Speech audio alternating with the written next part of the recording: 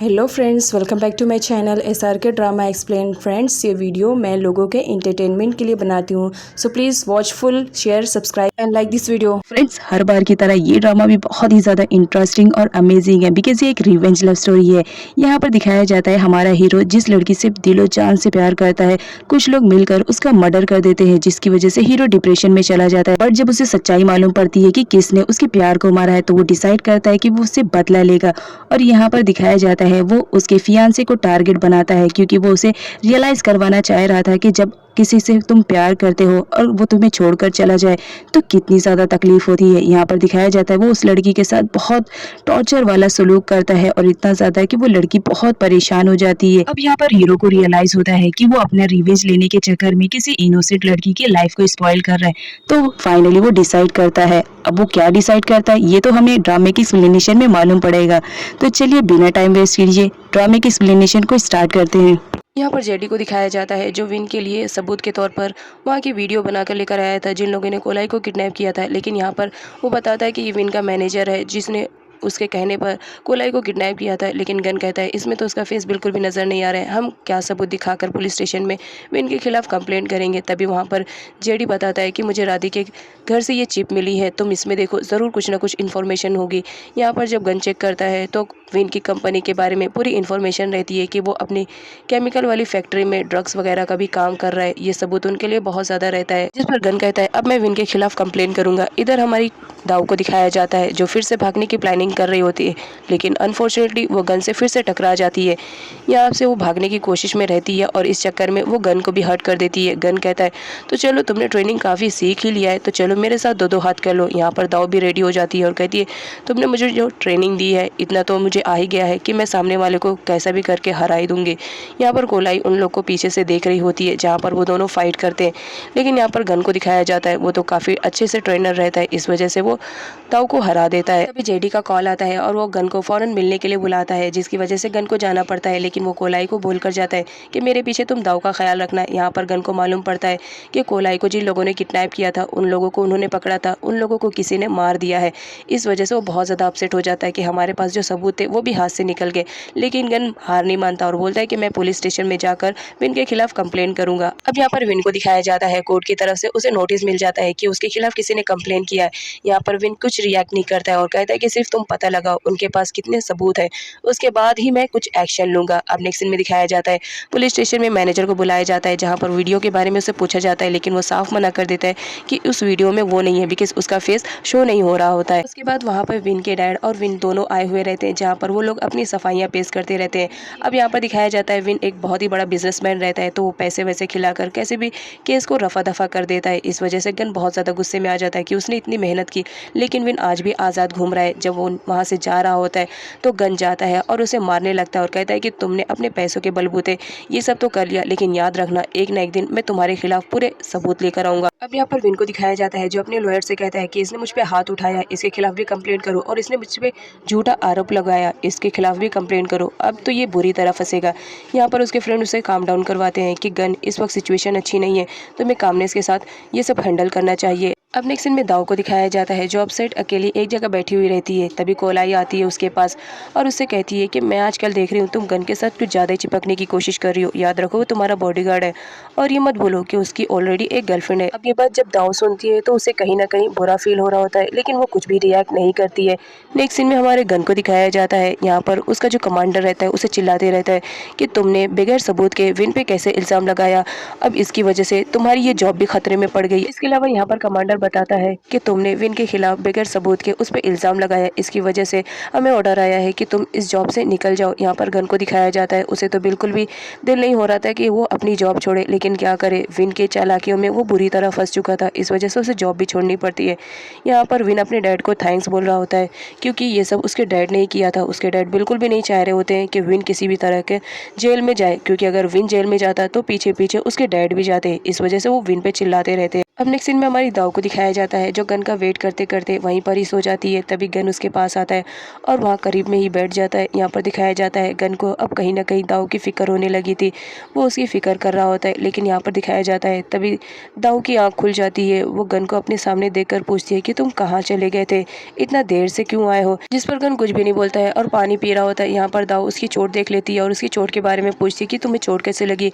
Gun कुछ भी नहीं बताता है। दाव उसके लिए आइस लेकर आती है और उसकी चोट पर सिकाई करने लगती है और उससे कहती है वैसे तो तुम मेरे पर्सनल बॉडीगार्ड हो, लेकिन देखो यहाँ पर उल्टा हो रहा है, मैं तुम्हारी केयरिंग कर रही हूँ, जो कि ये सब तुम्हें करना चाहिए। यहाँ पर दाव को दिखाया जाता है वो तो बोलते जाती है लेकिन गन उसकी बातें सुनते ही रहता है। यहाँ पर दिखाया जाता है उन दोनों के बीच बस किसी होने वाली रहती है। तभी वहाँ पर कोलाई आ जाती है। कोलाई को देखकर गन वहाँ से उड़ जाता है। बाहर जाने से पहले वो दाव को बोल देता है कि कल मैं तुम्हें तुम्हारे घर पे ड्रॉप कर दूंगा, तुम्हें परेशान होने की जरूरत नहीं है। अब नेक्स्ट सीन में दिखाया जाता है जहाँ पर गन बाहर जाता है, कोलाई उसके पीछे आती है और उसे मारने लगती है। कहती है तुम मेरी बहन राधी को इतने जल्दी भूल जाओगे, मुझे ये आइडिया नहीं था। तुम मैं दाव में इंटरेस्टेड हो गए हो, तुम दाव को पसंद करते हो, मैं तुम्हें कभी माफ़ नहीं करूँगी। ये कहकर वो वहाँ से चली जाती है। अब नेक्स्ट सीन में हमारे गन को दिखाया जाता है जो दाव को उसके घर पर ड्रॉप कर देता है और साथ ही साथ वो ये भी बोल देता है कि अब वो उसका पर्सनल बॉडीगार्ड नहीं रहा। दाव कुछ पूछ पाती उससे पहले वहाँ पर विन आ जाता है और वो कहता है कि तुम्हें मालूम नहीं है इसने किसी पे झूठा इल्ज़ाम लगाया था जिसकी वजह से इसकी जॉब खुद ही चली गई। क्या करे, ज़माना ही ऐसा है, अगर कोई किसी के लिए खड्डा खोदेगा तो खुद भी तो गिरेगा। यहाँ पर विन को दिखाया जाता है वो तो गन को बहुत ज़्यादा बुरा भला कहता है लेकिन गन वहाँ से बर्दाश्त करके चले जाता है। अब यहाँ पर विन को दिखाया जाता है जो दाव को अकेला पाकर उससे शादी की बात करता है और उसे शादी के लिए कन्विंस भी कर लेता है। अब यहाँ पर हमारे गन को दिखाया जाता है वो अपने घर में जाता है और अपनी पैकिंग करते रहता है लेकिन साथ ही साथ उसे दाव की फिक्र भी होती रहती है। वो अपनी पैकिंग करके जाता है जहाँ पर विन उसे टीज करता है कि तुम्हारे साथ जो भी हुआ अच्छा हुआ। डेयर को अपने आदमियों के थ्रू मालूम पड़ जाता है कि दाव वापस आ चुकी है। वो उसे मारने का ऑर्डर दे देती है जिसकी वजह से उसके आदमी दाव के घर पर पहुंच जाते हैं दाव को मारने के लिए। लेकिन अनफॉर्चुनेटली वहां से गन गुजर रहा होता है। दाव उससे पूछती है कि तुम ये बैग शैग लेके कहाँ जा रहे हो।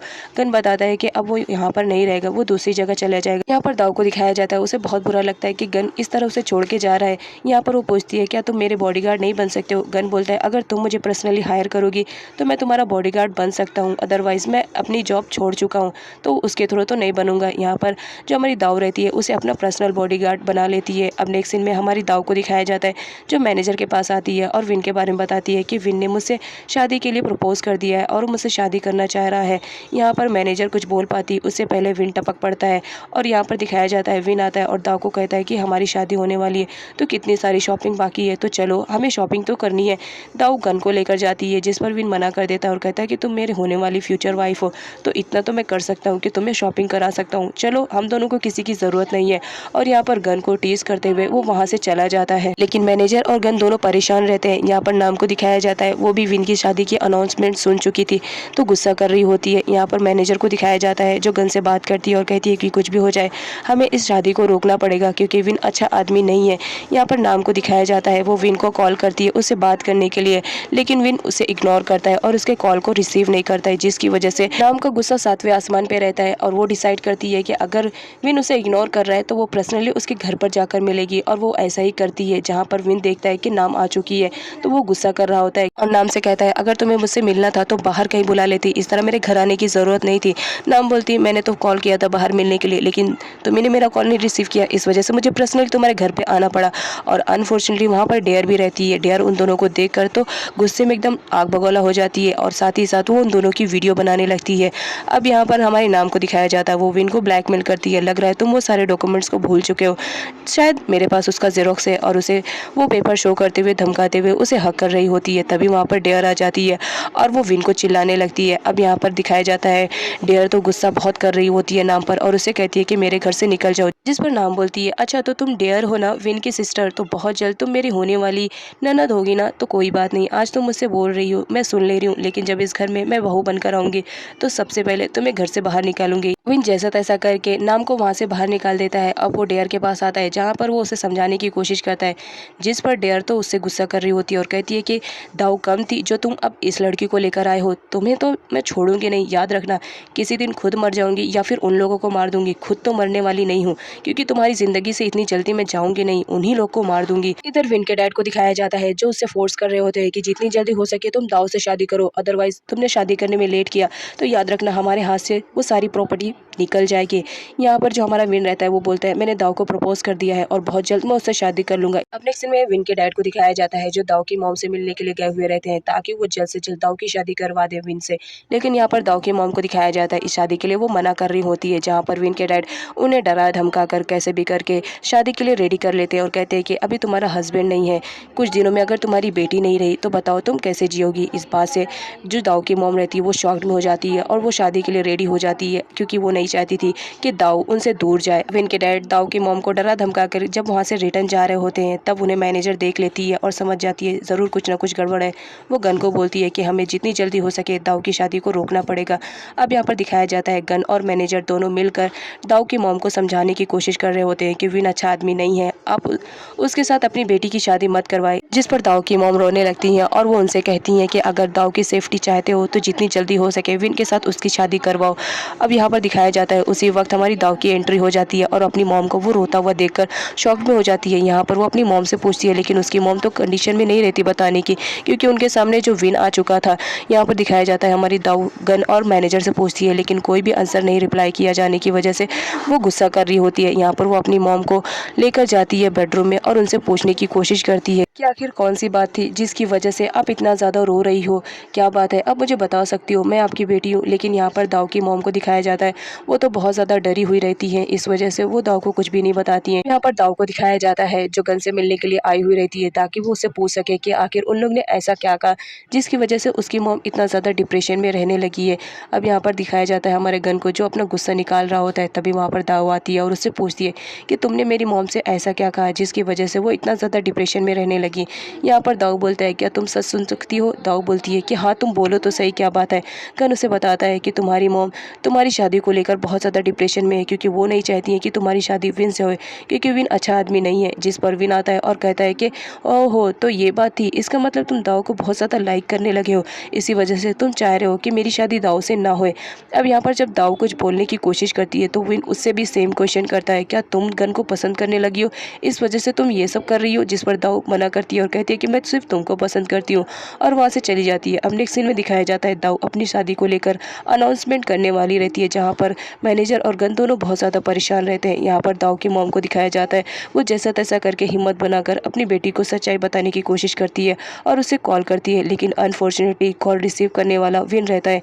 यहाँ पर विन बोलता है कि मेरे डैड ने आपको तो अच्छे से समझा दिया होगा, मुझे नहीं लगता कि आपको कुछ भी आगे करना चाहिए। अब ये बात जब दाऊ की मॉम सुनती है तो बहुत ज़्यादा शॉक में रहती है कि विन भी मैंने जैसा सोचा था वैसा ही है, वो अपने बाप से भी ज़्यादा घटिया है। वो बहुत ज़्यादा डर जाती हैं और फ़ोन को रख देती हैं।